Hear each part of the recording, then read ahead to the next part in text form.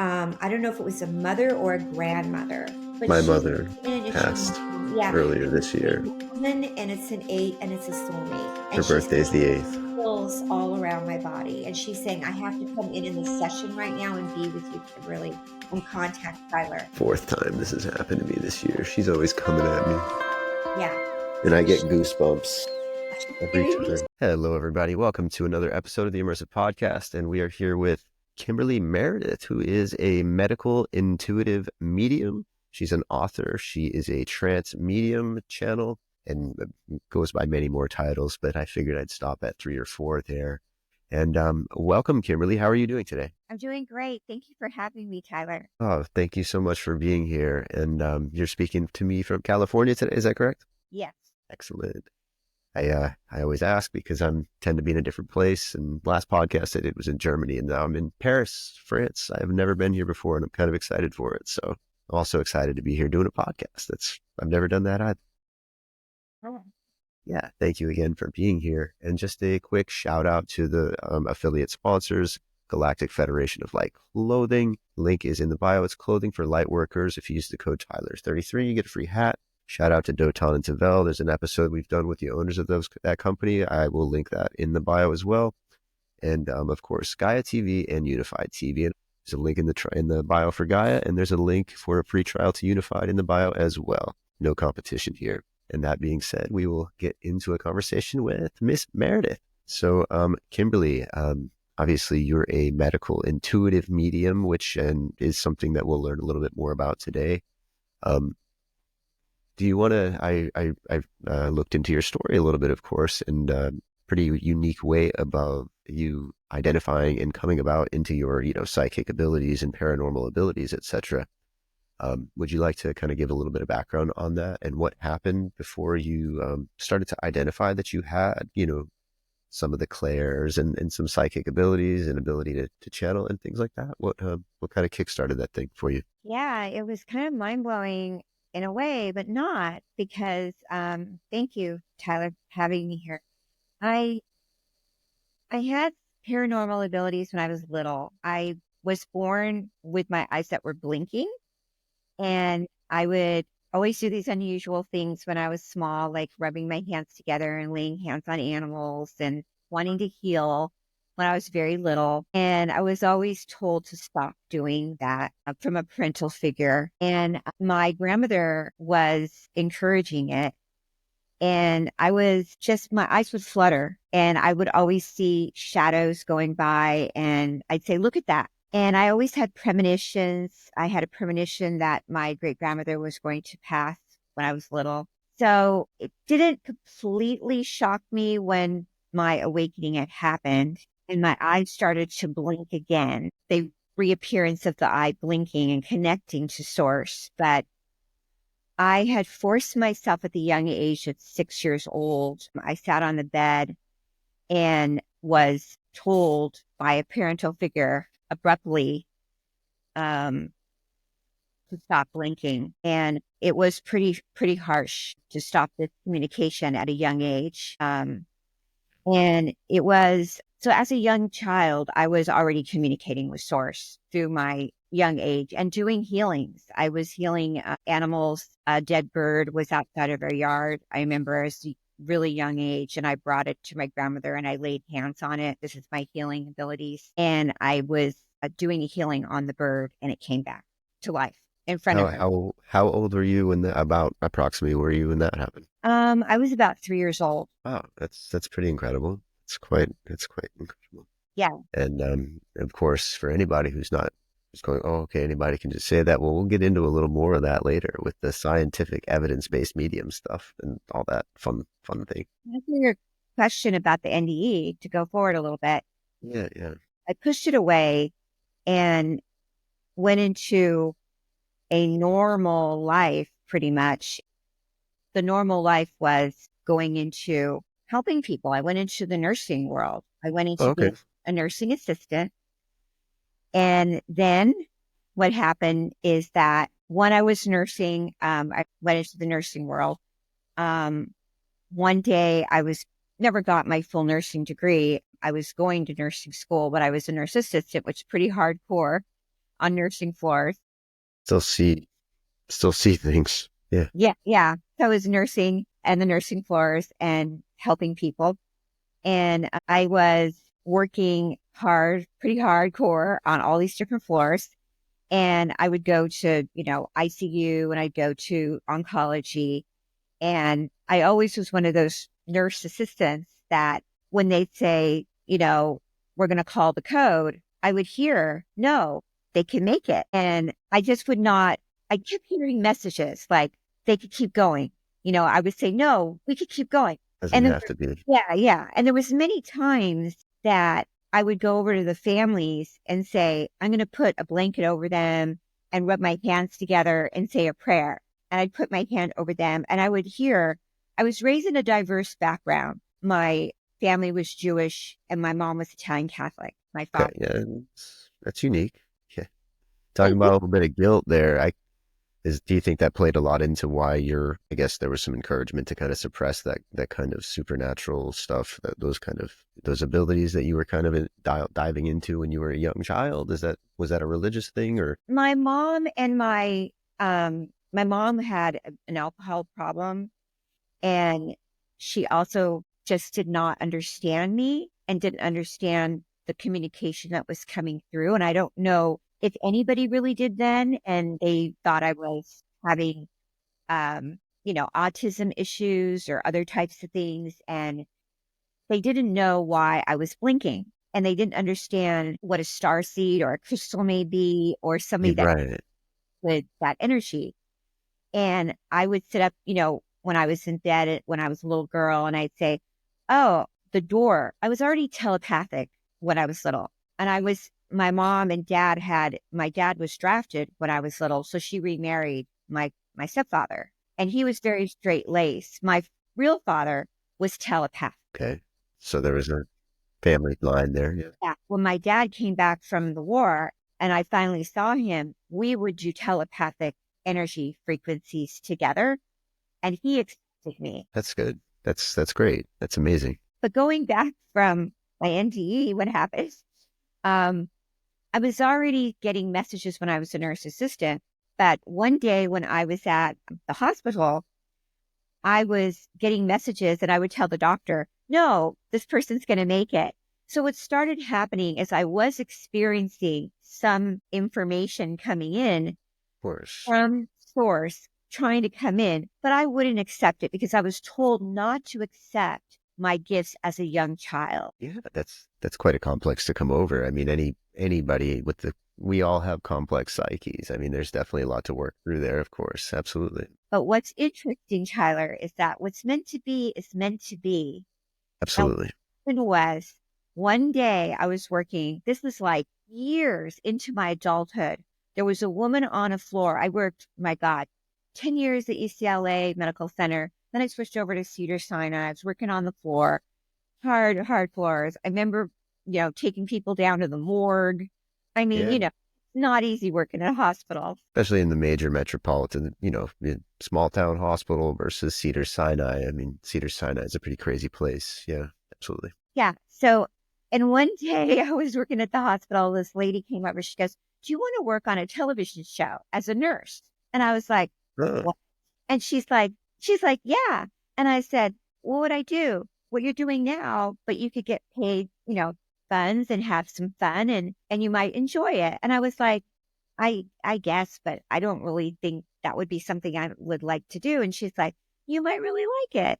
So I showed up one day on a show called Strong Medicine, and the director said, walk over there, hold a syringe, set up, we want to make it look as real as possible. And these are television shows like Scrubs, Strong yeah. Medicine, regular television, Grey's Anatomy. Grays. Yeah, all those ones. Yeah, I did a couple of days on it and I was really good at it. And all of a sudden, I started being an on-camera nurse, went to a medical technical advisor, to starting to write on some of the shows. Okay. I Very cool. never left my job, but I stopped doing some of my studies to go on to nursing. And I started doing both jobs at the same time and ended Yeah. up becoming really overloaded with work. Yeah, it's a lot of work. Yeah.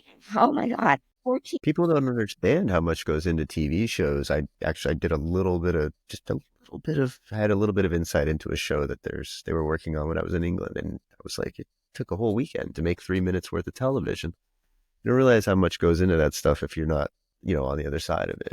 It's work. Yeah, absolutely. Yeah. So what happened leading up to my near-death experience was I was ending up, became something I didn't ever expect to have happened, which was very, very successful in the medical technical advising world.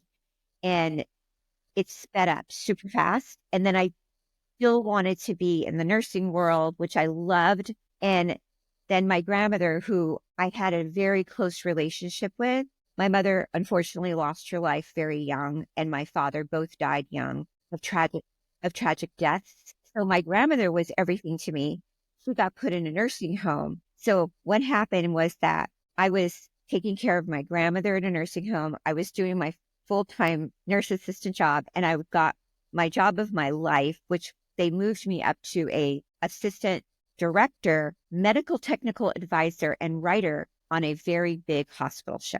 And I was That's doing all three things at once. And then all of a sudden, I got hit on foot by a car. wow. Right there in LA, huh? Just you're literally walking back and forth from all these different jobs, thinking about all this stuff, bouncing around metaphysically and metaphorically speaking, and bouncing around LA and I quite got, literally hit I, by the traffic. I literally got taken out. Yeah. I got taken out in the middle of everything just being like at the time of my life where I was so, like, it was like I finally got I was written up in the Emmy magazine as like this nurse, the on-camera nurse getting this big show and everything. So I was ready to leave the hospital and take the big show. And I ended up the worst possible scenario you could ever imagine. I I got rushed into the emergency room in a matter of seconds. My life was flatlined. I mean, In I and lost out. function of my kidneys. I had subdermal hematoma. I crushed my jaw. My chin was split open. My fiance at the time, they told him I wasn't going to make it. My face was just my teeth knocked out. It was just an absolute catastrophe. Sorry I had to go through all that. I mean, of course, there's And right. I I was in mean, the the tunnel. hospital with all of the people that knew me. Right. I was going to say you must have had a little crossover there. If you were anywhere near where you did Yeah. any of your business, then you likely would have been recovering around people that you were once working with, well, very recently working with. So that's kind of an added element to that, I guess, right? So I'm in the hospital that I worked at, and so when I went into the NDE, I never experienced, you know, I don't know how to really explain it all still, but I feel like I'm still in the NDE. I don't feel like I ever really I went to the other side, and what happened was that the other side is I know you've had an NDE, so Yeah. Something I was speaking about recently. I actually had a couple of those experiences. And the thing that kind of sums it all up for me is I can't really, it's hard for me to explain it, like even in plain English today. But what I can explain and what is very clear to me is that it was always the same. There was always a common familiarity of that. So it's like, oh, that's the other side. Like it become a familiar thing to me. And it's interesting to hear you say that. I'm sorry to cut in there, but yeah. no. Yeah. So, at the moment that I crossed over, I experienced seeing relatives that I had never seen before. Because after I went over and I came back, I lost my speech and I lost speaking for several days. And my legs were shaking. And of course, they were all working on me, but I remember the bright light that came down on my eyes and through my chest was such a hard pressure. When I woke up, I was feeling such a great amount of pressure. I mean, my aunt and my significant other were telling me that they were working on me a lot. And as I was above myself, kind of seeing over me, I was feeling such a great amount of pressure. And I kept hearing, "You're here to stay. You're here to stay." But I Yeah. kept feeling like I wanted to stay over there. I'm familiar with the feeling. Yeah. See, Your work wasn't done. yeah. It just took several months for me to recover and to come home and able to walk. Took even longer. It took over a year. I was in a wheelchair. And Yeah. It's the, incredible. yeah, the interesting thing that happened though was that I never returned to my life that I had, and the eyes and the light that shined through my eyes during when I was on the other side, and the messages that kept coming through over and over again, that you're here to stay. And this switch of energy that came through my body, which was, I believe, a walk-in that came Okay. through, and the light that came through my eyes, I started to have the blinking again. Okay. And did you feel any kind of, at this point, did you feel any kind of shame or any kind of, not shame, but, that old feeling, that feeling of wanting to suppress that, wanting to bury that down? Or was it kind of a newfound, I'm letting it happen. Was there no governor on it anymore? Or was there still a little bit of hesitancy for you? Very good question, because I feel like the only shame there was, and I'm always hesitant to say this, but I think it's in my book, is when the recuperation was going on in my home, where I had people coming to the house asking me what I'm going to do with my life. And I didn't know what I was going to do with my life. And my eyes kept blinking and started to communicate with numbers and codes. And I kept hearing messages because the guides come into the left ear, because in the subdermal hematoma, I lost hearing in my right, and I only hear messages in the left from the guides. Okay. And they kept saying, you're moving forward. You're moving forward, and you're accepting the gifts. And my significant other was saying, you need to stop your blinking, and you need to be who you were when I met you. And that was the same thing that was told to me when I was young. Yeah, there's a theme there. That's absolutely. And then he said he was going to move out if I didn't stop the blinking. And I couldn't really afford where I was living. And um, also, some friends and agents and things were coming over and saying, you can't go back to what you were doing before. And I said, I know. What are you going to do? And I said, I don't know what I'm going to do. And it was That word. really sad. And I felt like I remember surrendering to God and the Holy Spirit and saying, God, Holy Spirit, help me. What am I going to do? A And bit of a God, foxhole prayer, but sometimes those are the ones that are answered. yeah. And I think it was like a matter of like a few weeks that he moved out and he left. And it was like a matter of like, I think it was like 6 months or something. I got discovered here in the house, just here at my home. And hundreds of people started coming into my apartment, and I was doing healings on them and blinking and scanning people. So tell me about what happened there in that little in that short time period there. What obviously it seems like your abilities and the blinking, I guess we'll call it, your abilities and the blinking and all that stuff was something that you probably leaned into a little bit more once he left and everything like that. Is that correct? Yeah. What Yeah. what led you to start gaining a little bit of notoriety? What opened you up to showing this to other people? Well, once he left, I was able to move my Reiki bed into the living room. My girlfriend came over. She was a Reiki master. I didn't even know what Reiki was. And Okay. she's like, let me do Reiki on you, because I was still in pain. And I said, okay, because I didn't want to take the medicine anymore because it was hardcore pills and stuff. So we threw them away. Yeah. I, we And started, there, yeah.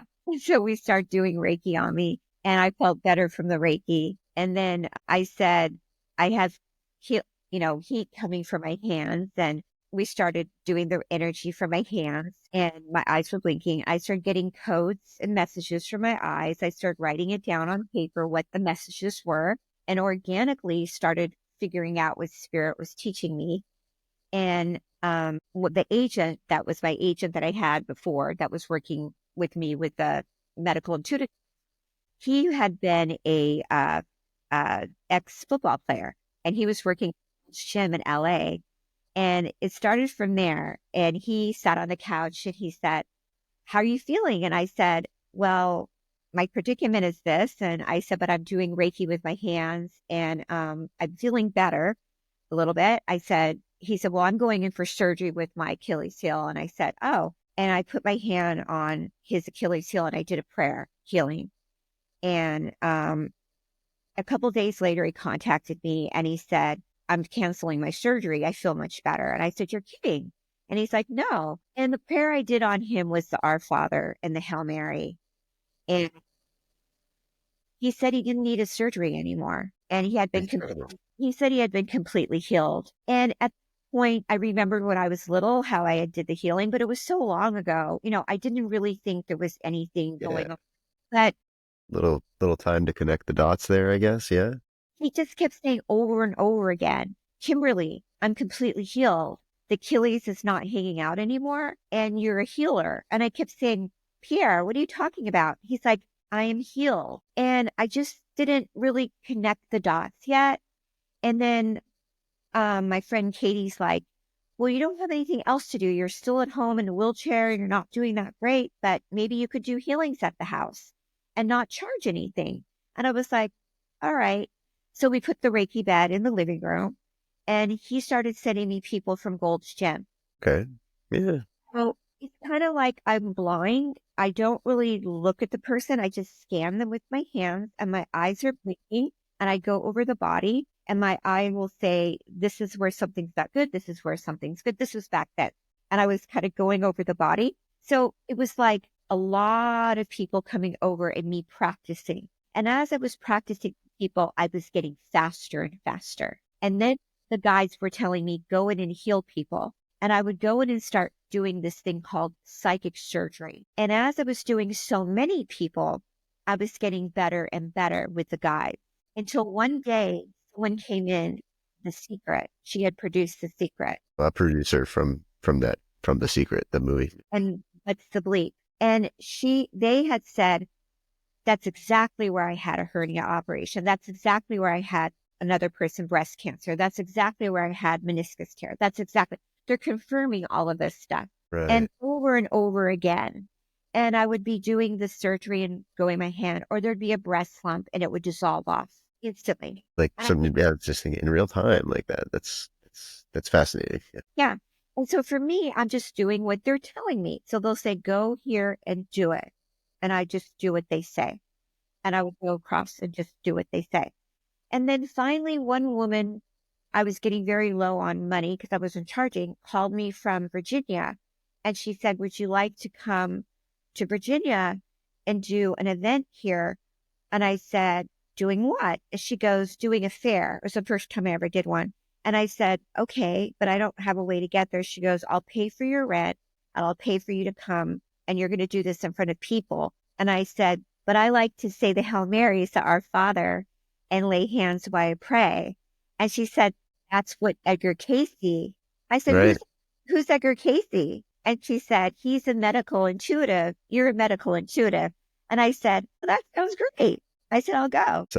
I've been not making the Edgar Casey tie-in on my own this whole. So that's sort of like where the story went. And then after that, more and more people started finding out about my work. And then I got calls from SciTech and Right. And that's where, and the person that I think is probably the biggest name in that group. There was Dr. Edgar Mitchell, who's, I forget what number, but he was one of them. He's been to the moon. And in the disclosure circles, I mean, he's actually very well renowned, very well known because he's done research that's a little bit atypical. He's spoken on things that are a little against the mainstream. Not that he's speaking out against the mainstream, was speaking out against the mainstream. It's just, he seemed, of course, I never met him, but he seemed like somebody as a scientist that I respected that was willing to go just do real science and understand things that maybe might not have been popular in the mainstream and the zeitgeist at the time.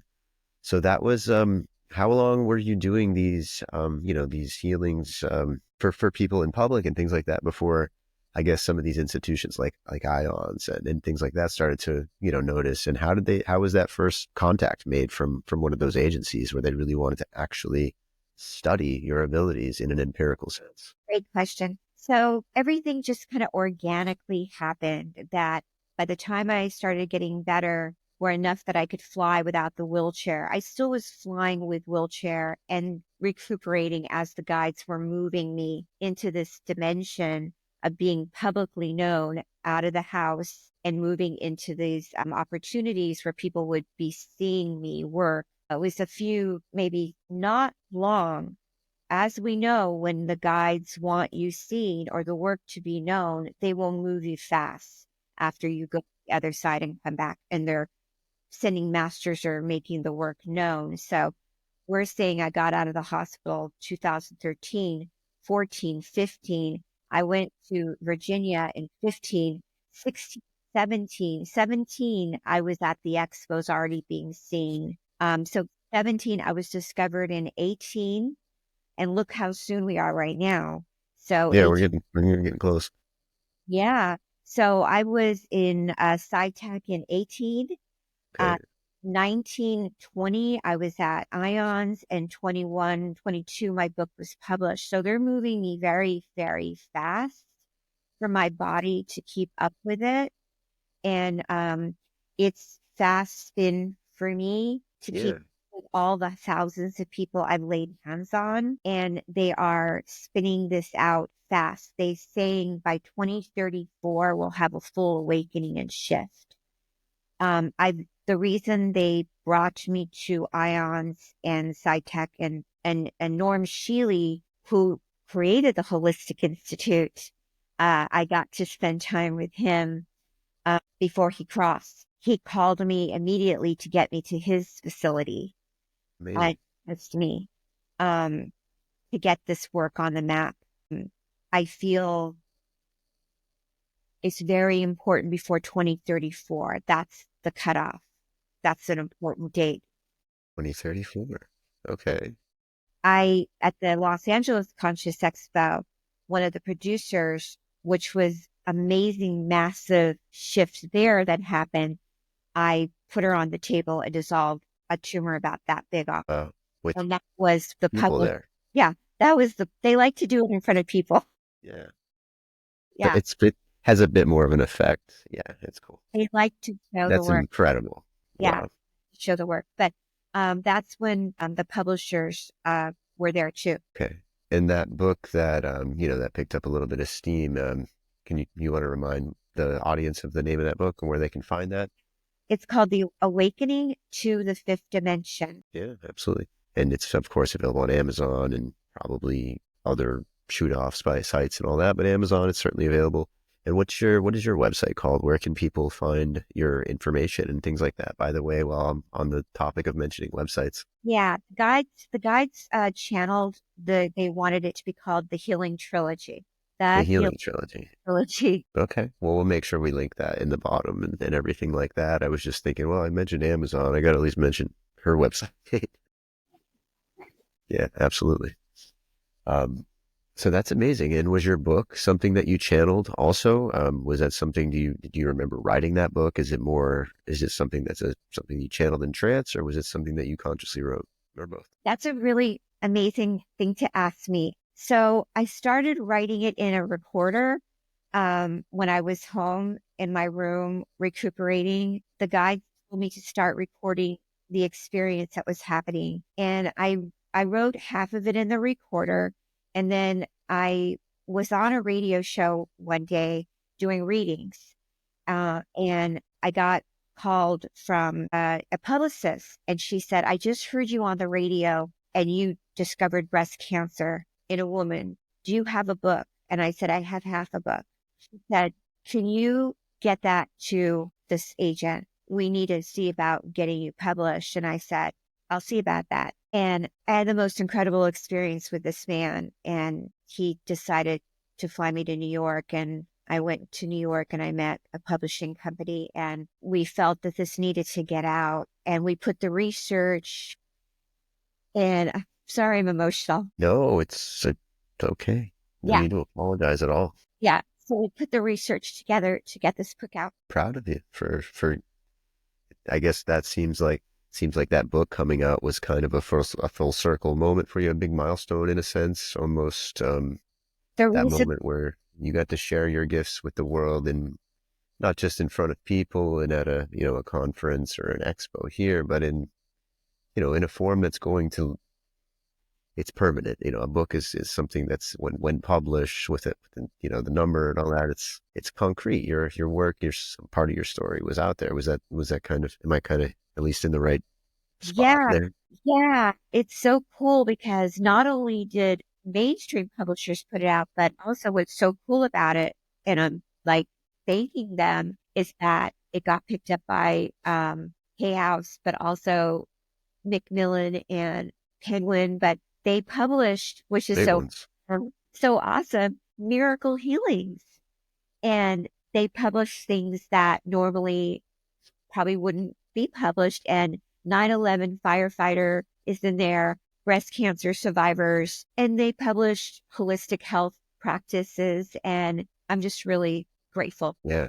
I honestly, I'm grateful too, because that's something that I'm passionate about, holistic health and all. And for a while I was more on the, when I was a little younger, even some years ago, not too many years ago, I was a little more on the angry militant against the, the AMA and the petrochemical industry and all that kind of thing. But that's withered away into more of just a passion for holistic health and wellness and education. And no, just pushing forward with the good rather than, focusing on fighting the bad, so to speak. The way to fight the bad is just to do good. And that's the way. Exactly. And also, I talk about joining together with Eastern and Western medicine because I work Yeah, with doctors, and of I have a lot course. of doctors that refer people to me, and they come to me, and I love Western medicine and Eastern. And I love talking about the right kind of vitamins to take, and like with water, make sure you drink water that has a filter or drink spring water and make sure you put a. Basics. So this is really an important book. It's not a hard book to read, and it's audio also. So you don't like to read a book and you want to listen to You can audio. listen. It's just you have to listen to my voice because they let me they let me do the They let audio. you do the audiobook. Hey, well, that's their call. That's what they do. So it wasn't the worst call ever. Let the professionals make their decisions, and we'll let them lie where they may. I'm proud. I'm proud of you. I'm happy for you. And I'm honestly, it's all actually. I mean, when you think about it, here 2015, but it's a lot's happened since 2015, 16, 17. We're in different worlds. A lot of people theorize that time has sped up, etc. At least our perception of time, our relation to time. Um, I don't want to make a claim on that, but I do feel a definite sense of shift, a definite sense of change. And it's something I've been asking a lot of people lately. And you mentioned that year 2034, that date 2034. I've asked people if they think that we're in even just an ascension lifetime, or if it's something that might be a little more gradual, something that's not something to look forward to now, so to speak. And I would consider now 2034. That's just around the corner. I mean, it really is. You want to elaborate on that a little bit? Is it more from the concept of, I guess, and it might not be either or, but is it more the concept of like I guess the Christian philosophy of the rapture and Armageddon, where it's something that seems to take place very quickly? Or is it something that we're going to be seeing a lot? Something that you believe we're going to be seeing a lot more gradual change? I mean, are you able to expound upon that at all a little bit? I am. It is going to happen fast. Things are speeding up really fast. And I feel people's abilities, if they want, the people that are ready to experience it and see it are going to have more heightened abilities, like people that are experiencing this dimension. So we're all multidimensional beings, and we are able to go into different dimensions if we're willing to experience it. People Right, that right. are not are depopulating, and they're depopulating quickly. So like the work that I do and people that experience the work that I do and experience other teachers that are doing this work too, on different levels. So like people that go in the fifth dimension, and there's many dimensions beyond the fifth dimension, but getting to the Right, right. dimension is super cool. So when we get in the dimension, like some people say, well, what's the fifth dimension? It's like being in a Harry Potter movie, or like being in a super high ride or doing Yeah, yeah. a field, when you get into that vibration and you see it and you witness it, you Real feel it. creation happens, and yeah. Yeah, feel it. So this is happening. It's speeding up. It's going fast. And yeah, I mean, when I say, 20, 30 far. It seems like a far, far, far experience away, but it's not. And so when you're meditating every day, when you're practicing this dimensional healing feeling, it's not just a meditation for 5-10 minutes in the morning and at night. It's learning to live in this dimensional spin in your whole entire life. It's all organically felt. Everything, friends, lifestyle, everything is in this field all day, all the time in your life, All encompassing. Yes, all encompassing. Yes, yes. Not just, okay, I'm going to do this 5 minutes and then I'm going to go back to doing something else that's 3D. Right. Your whole lifestyle. Like for me, I eat, I drink, I live, I meditate. Everything is this Kimberly. My name is not Kimberly. That's not even my name. I Right. am a different vibrational energy. So say you're healed in a fifth dimensional miracle healing. Okay. You have that. Okay. Say you have like this goiter on your neck or you have a lump that's so large. So for instance, I once, not Kimberly, the guides took off. I can't ever accept that I do the healing. It's not me. So I took an energy off a woman's neck that was this large. Okay. Once. So she can't go back to living, as an example, her third dimensional life. She has to change her lifestyle now. She has to Yeah. go doing a fifth dimensional and beyond routine. Now that woman can go to her doctor, she can get a checkup and they can say, yes, it's gone. But now you have to go eat and not maybe have a third dimensional relationship, have a higher vibration experience. So our world right now is a vast consciousness. Is it fifth dimensional? Is it fourth dimensional? Is it third dimensional? What do you think, Tyler? I think it's somewhere between. I believe in the individual and I believe in the conscious collective. And I think we're moving. I don't think we're on a floor right now. Yeah. So like they say in blinking wise in soul frequency energies as a 9, as a collective, which 9 means for my guides to Elohim, 9 means as a community spiritually, we're between 3 and 4, which 4 is spirituality, but we're not in a fifth dimensional consciousness right now. Of No way. course, yeah, I We're wouldn't think so. between 3 and 4. Good. And is that, and you mentioned that, and I'm glad you mentioned soul frequency. So is that, you want to expound upon that term, soul frequency, what that means to you, and does everybody have an individual soul frequency, and how does that tie into our collective? So you Thank want to speak on it a little bit? Yeah. So I started channeling soul frequency numbers right after COVID happened. Okay. And there are a path of numbers and frequency codes that come in. And I couldn't stop it. It's just coming in and it's super fast. So everybody has a code attached to them, frequency number. And we're born with these numbers and they go up into the next 10 years. Everybody has a line of numbers that they come into. There's no way to get around it. And so you have a path of numbers, Annie, John, everybody has a path of numbers. And everyone's number has a story connected to it and a mission. And you can't get away from the mission. And the mission is set in stone. But you could choose to not go on that path. Right. We do have free will. I mean, I guess. Yeah, free will. And certain people come to me because I've been practicing these for about, my God, 3 years now or more.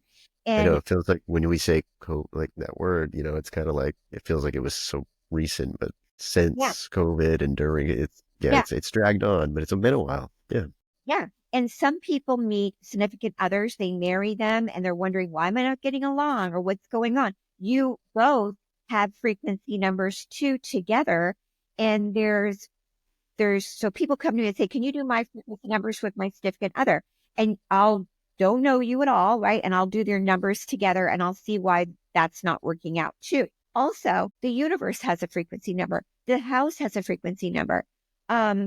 Everything has frequencies in it in sacred geometries, numbers inside the frequency. So making decisions to do things has a frequency inside the frequency. It's so incredibly interesting. Intricate too, and interwoven and very, interesting, but also very in-depth and intricate. So like for you, for an example, I could read 2 numbers on you right now, if you want me to. Absolutely. And I could tell you like a couple frequency numbers for you right now. I have my paper out. So Please do. Do you want me to do frequency? Absolutely. I was like, well, I don't know if she can pick up anything off me, but that'd be great. Yeah, I love doing frequency numbers. Um, so I could do that just to give you an example. Okay, because I Yeah. don't know. Well, I just met you, right? So I could just say if it feels right or not. Okay, so we'll take a deep breath. So come into the world. I call God, which I love God. I love Jesus. I love God. I love Holy Spirit. And I also call God Elohim. So your first few numbers are telling me you come into the world, you're birthed. Okay, it's first number, second number. Oh, okay. They gave me 4 numbers first for you for right now. We could always do a private session later and do like the full 10 numbers. Okay. Hey, four's good. Okay. Yeah. For, We'll for do, a start, I'll take that. okay. We'll do 4 I'm just numbers. making little jokes here. Yeah, seriously though. In all seriousness, I do appreciate it. Yeah. Okay. Okay. We'll do 4 numbers. Okay. For 4 numbers. Okay. So it's really cool. Okay. I'm always fine if it's not on. You can always tell me you feel this is not right. Okay. The first number they're telling me is the 4. They're telling me you're a 4. This is the angelic number of 4 that you came into the world. You're like an earth angel. They're telling me you are a 4. And by the way, my next book is on frequency numbers. Meaning no matter what, you're like the 4. I don't know if you see the number 4 a lot, but you're like an earth angel. You always come from your heart. Whatever you do, it's not always about money. You didn't come up with a money number. You came up with like, it's always about based with your heart. You come from your heart and you like to do projects, you like to do your work, but it's always based from your heart. You're really an angel. You really come from your heart. Like you're like Archangel Michael, like you like to help, you like to serve. Like if you're out and about and you see somebody that needs something like groceries or you need to give your last dollar to somebody, you're going to help them. You're Yeah, that's a person of the heart. a very accurate, not in like a braggy way. That's Yeah. just, But yeah, you that's are, true. you're a 4. You are a 4. Like if you weren't doing this, you might have been like a fireman, or you might have been I don't know if not a police officer, but you would have been somebody like paramedic. I don't know. You would have been somebody help. Okay. Yeah. I don't know. Yeah, Something. that's, Yeah. and it's funny. I've had a weird array of artistic careers and I'm in this kind of spiritual path, but Wait to hear the next number, and I've got them yeah, written down here before you said anything. Okay, wait yeah. to hear. The next number is the 7. Now, the 7 is the sign of Christ and Holy Spirit and spiritual teacher. So they have it down that you may become some sort of like spiritual teacher, or like you have it on you from when you were born. It's something about you being really connected to God and spirituality. Like I don't know. I mean, you could say yes or no, but Oh, that's something I've always, it's a little bit about just a little background on me. 3 or 4 years ago, I had a pretty high up job in a corporate place and everything. And I literally left. And my biggest reason at the moment was I said, I needed more time to meditate. And it was a multiple 6-figure job. And, most people would want that. And it was not important to me anymore. It was, I need more time to meditate. Yeah, you're not wrong. and you're in your heart, and you're the 7. Then the next number, okay, this is very interesting. Okay, now hold on a minute. Hold on a minute. Okay, this is me when I get into my mediumship thing. I get really excited. Okay, because this person is coming in. Is this a man or a woman? Okay, so the next number is person that has been with you from, I don't know if you were young or mid age, but this is a woman that's trying to contact you. And this woman is very kind and beautiful or sweet. Did you have a person cross over? I don't know if it was a mother or a grandmother, but My she, mother and it's your mom. passed Yeah. earlier this year. And it's an 8 and it's a soulmate. Her And she's birthday's the 8th. chills all around my body. And she's saying, I have to come in this session right now and be with you, Kimberly, and contact Tyler. 4th time this has happened to me this year. She's always coming at me. Yeah. And I Yeah, get goosebumps every giving me time. chills right now. Yeah. So she came in, she's on the reading. So her birthday is on the 8th and she passed earlier this year. She wrote the 8 down. So she's here and she's saying, I love you. And then the next number, the last one, was the sign of spiritual community, you gathering people together to bring hope and love and community. Like you, I don't know if you were like that when you were young too, but you like people around or friends, Yeah, and always. that's like the nine.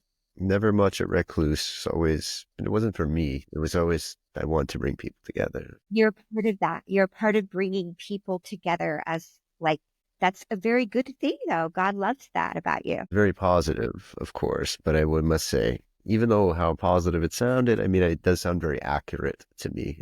And people who know me would say the same thing. I pretty shout out to Jane, the producer of this podcast. She's going to see that and go, that is. She's going to, yeah, she'll know. She's my best friend in the world, so she knows me. Yeah. Yeah, very, very much so. And that's happened, that's happened a lot. And I identify with a lot of what you said earlier because there's a lot about me that I don't know if I developed as early as I would have or, could have if it weren't for like, I guess, a perceived family pushback to it. And it wasn't that, always cared what my family think. I never did things that my family was like, I did plenty of things my family wasn't proud of. So I don't know why I say going into spirituality and developing those kind of abilities would have been more shameful than other things I did. It wouldn't have been. But it's funny. I always kind of felt like, and even my mother, like I was very, very, like you said, I was very close with my mother, and not even so much in the mother-son sense. We were just really close. We were good friends as adults. She wasn't Yeah. really much older than me, and even when she was, getting towards the end of her life, which was earlier in this year in April, I still always kind of, and I was already kind of in this world now. I didn't have a 3D job. I didn't have my friends and colleagues and the people that I saw and traveled with were people who were very much living this path. And I was kind of in the background of that a little bit. Right. And what seemed to have come forward since my mother's passing, at least from the other side from her, is to, why are you doing that? Let it shine. Why? Which is kind of touching to me because and she's come through in multiple situations like this. It's I so always kind of felt such a pushback from her, but I don't know how real that really was. But all things in due time, as they say. I'm getting Tyler from her right now just to finish the reading when you were talking because she's on my shoulder right now. When they come in, they're very strong. I love doing readings from the afterlife. They used me. That was part of the gift when I crossed and came back. And you know, I'm really still discovering my gifts with the afterlife. The medical intuitive is really strong. Of course, I find the root causes of people and preventative health. But the communication from the afterlife is something I really enjoy, especially when your mom just flew in right now and is with me. When you're speaking, she keeps saying, I'm with you on your mission.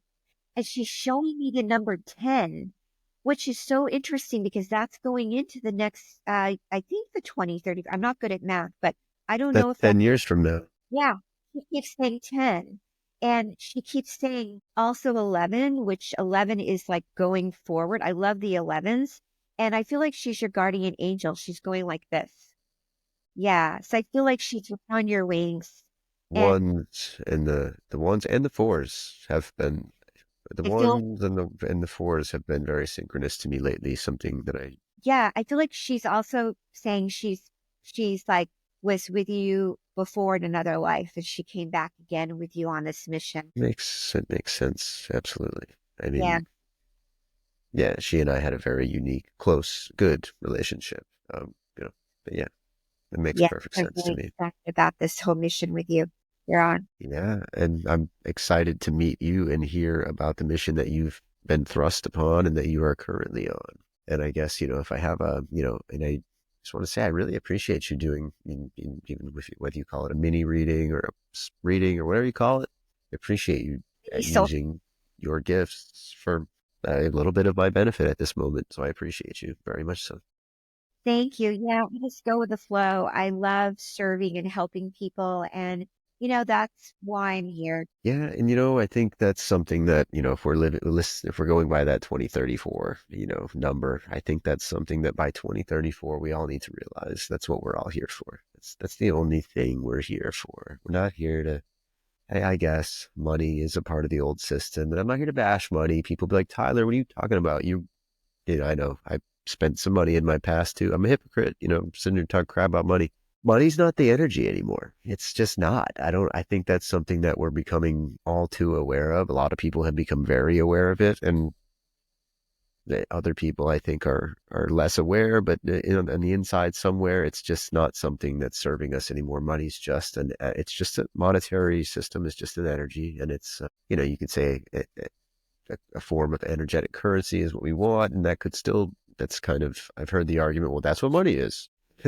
Okay, kind of bats it back at me. But yeah, I don't think that's the energetic currency that we're supposed to be passing back and forth any longer. I think it's service to others and something with a little more meaning. I don't know what that means in 10 years. I don't know what that means in ascension terms. I have my ideas about it, but yeah, I don't think it's money anymore. I really don't. I think you're exactly correct. When you say money, my guides blink negative on it. They love the word energetic exchange of funds. In fifth dimensional terms of money is if you're doing an energetic exchange and you want to give somebody an energetic exchange of funds, like when we did healings back in Italy, my grandmother was a shaman, and she would, do an energetic healing. They would give her eggs or milk, or we have to do an energetic exchange, or it's a Yeah, karmic debt. of course. Right. And so I feel like we'll move more into understanding that we do need to have funds, an energetic exchange, but I feel that it's going to be moving into a different space, definitely. Yeah, absolutely. And it's hard to picture what exactly that looks like, but it's something I'm excited for. It's something that I feel confident enough, and it's not confidence like I think I'm going to win the big game type of thing. It's a knowing that I don't need to worry about that the way that I used to worry about that. No. I mean, call me crazy. I just don't. I don't worry about money the way I used to worry about it. And I mean, I'm not sitting here thinking, well, what about when I'm 50? And because what about when I'm 70? What about when I'm 80? I'm not thinking that far ahead, and I'm really, truly not. The knowing, the seeing that I have is not showing me a future where money is the dominant form of energetic exchange any longer, at least not the US petrodollar that we know of. I'm glad you brought this up because I'm a life coach. I know we forgot to bring this emotional life, Yeah, I couldn't fit that in there.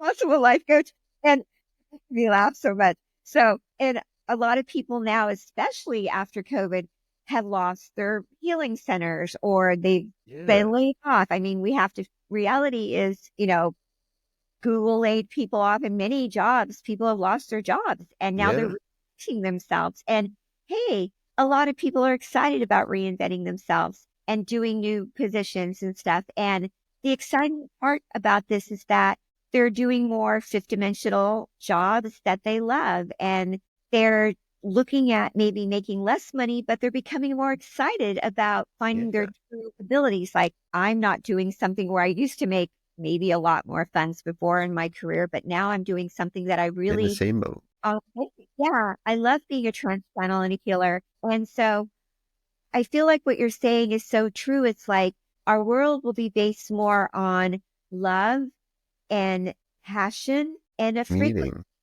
frequency of God and healing, and that will will transmute finances in a different energy, and it'll be more authentic. I agree with you there. I think it's hard for people to offer an answer to what does that new money system look, because we're not all at that collective vibrational state yet to even really understand I don't know what that looks like yet.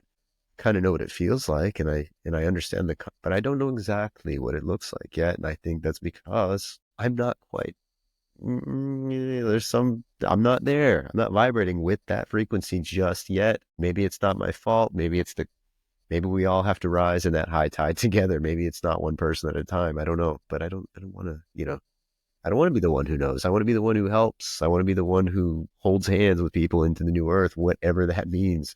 I don't think there are any leaders. I don't think any of that. But that being said, there's one more thing I wanted to, of course, ask you. And I think this is important. I think this is going to be one of the things that really brings people forward in this, old and new physics, accepting energetic healing, accepting medical intuitive mediums, etc., things like that.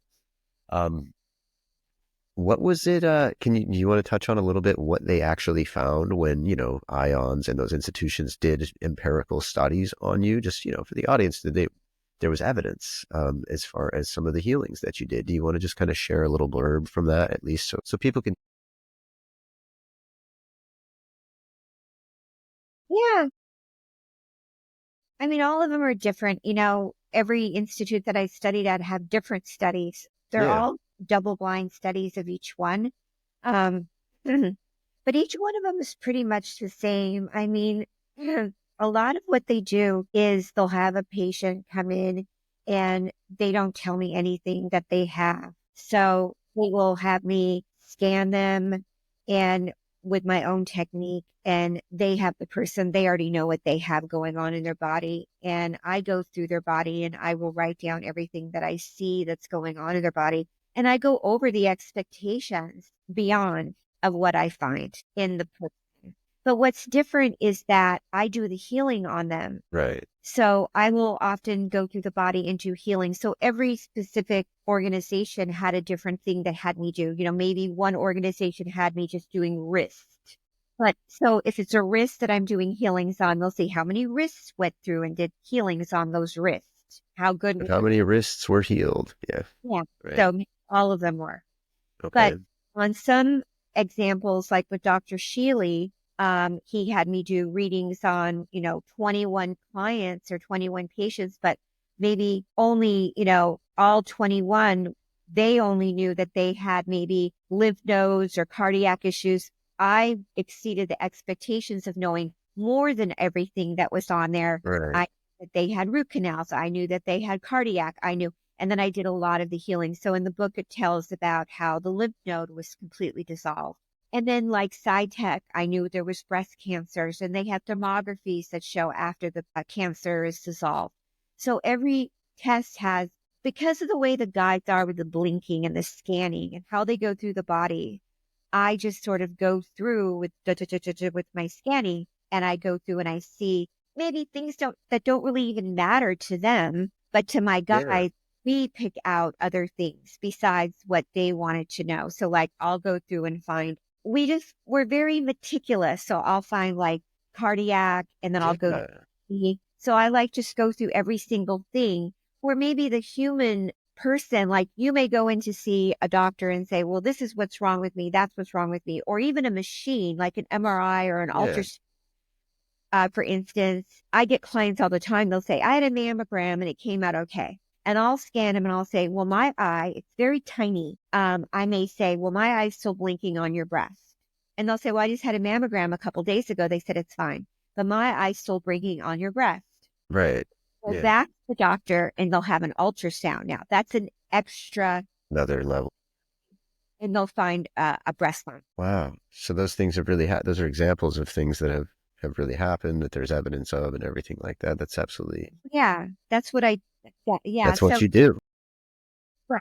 So is it God? Is it Source? Is it Casey? Who is coming through Kimberly's eyes? I don't really know. I think it's, It's just I think we talk about God and source no, and universe and all. yeah, It's that. it's my guides.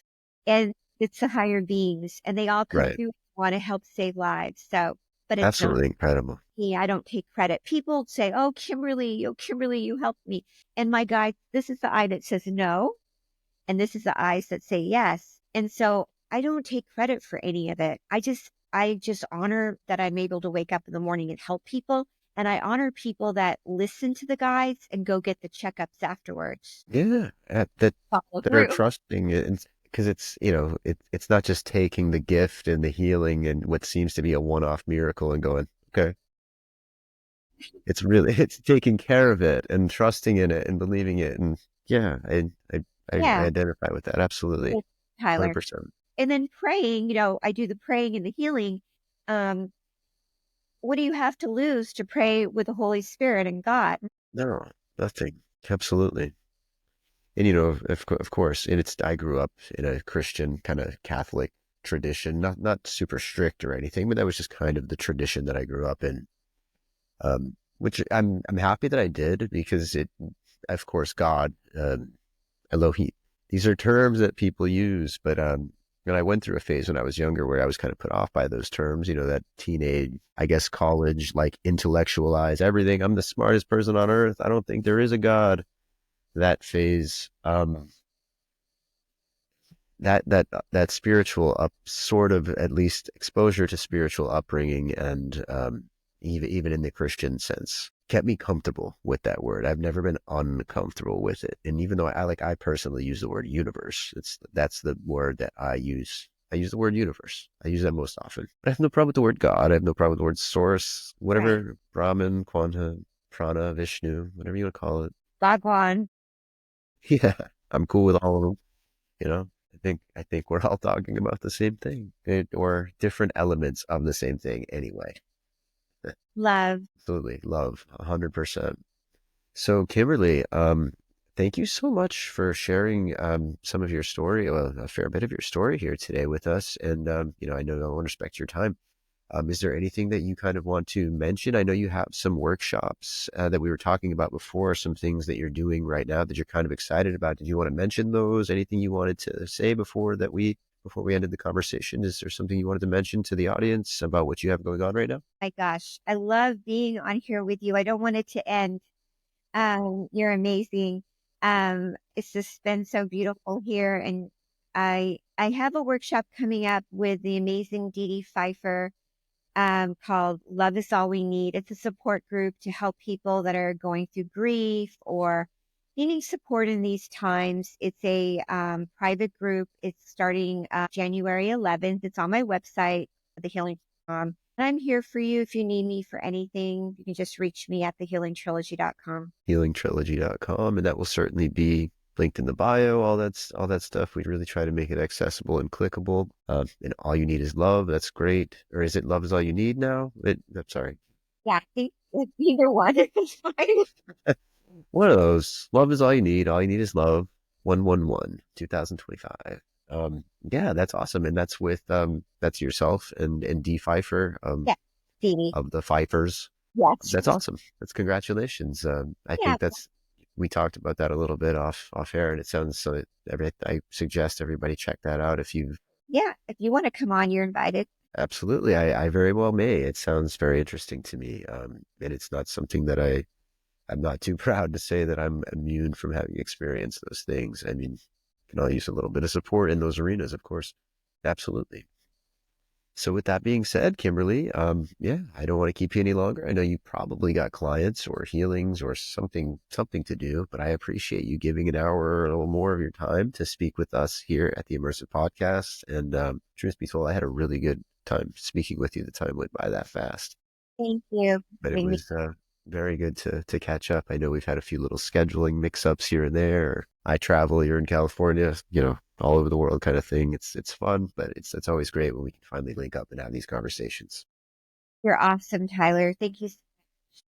Thank you so much, very much, Miss Meredith, and hopefully we can link up again soon in the future, whether it's in this form or another, or who knows, maybe we'll bump into each other in public. Yeah, I want to. Definitely. Thank you. Yeah, absolutely.